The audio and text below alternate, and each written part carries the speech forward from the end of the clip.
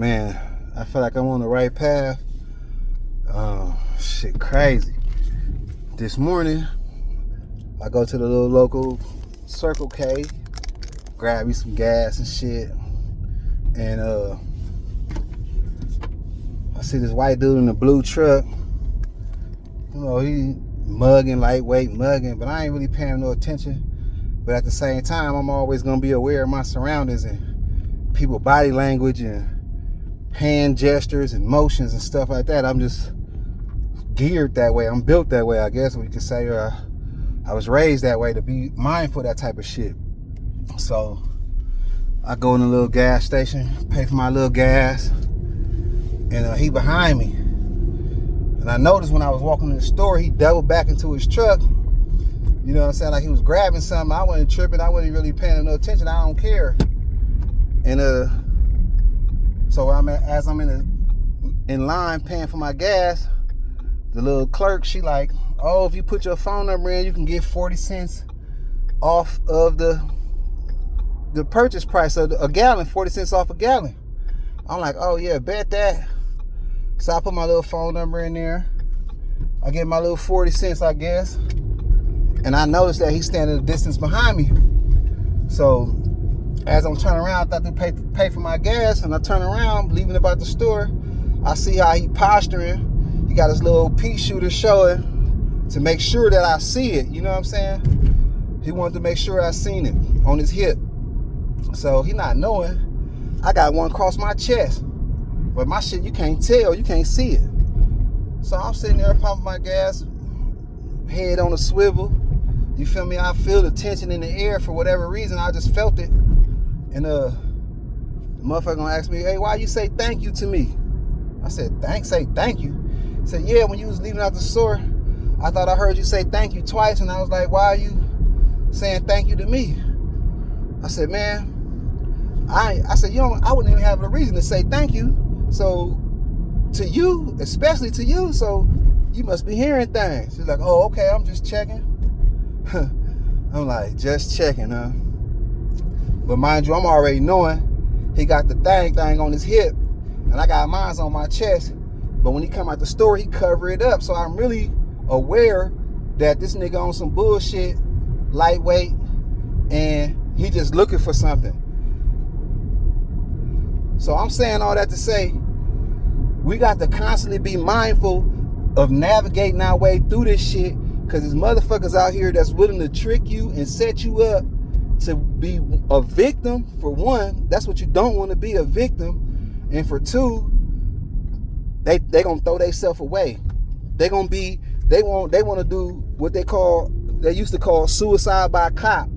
But now these motherfuckers is so emboldened with this new administration that they willing to try to do anything to push their agenda.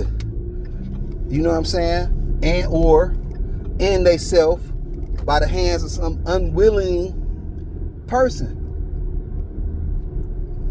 I was the only black male in that store. It was a white man and a white woman. The cashier was a white woman. I don't even think she was aware of what was going on. But the white boy, since he seen me, he felt, oh, I got one. He felt I could get one. Not knowing, not fully. I strongly doubt he was fully aware of what I had on me, and or what I'll be willing to do to protect my life. You know what I'm saying?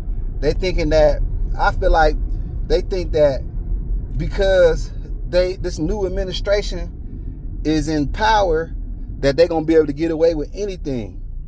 You feel me? They're gonna be in history on their side.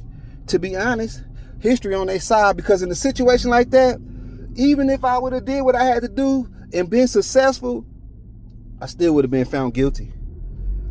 Although that dude was all the way in the wrong. So, or could have been perceived as being in the wrong. So that's why I'm trying to say it's so important for us to navigate our ships smartly and successfully. And also, secondly, to start participating in the judicial system, to start participating in the political system. That's how they get away with it. That's how they be able to do this type of shit and get away with it, because they got their people in the places. They got their people in the right positions to say, oh, nah, that ain't go like that, and be on their side. And we outnumbered. We don't got nobody in those situations to say, oh, nah, fuck that, I know how it is.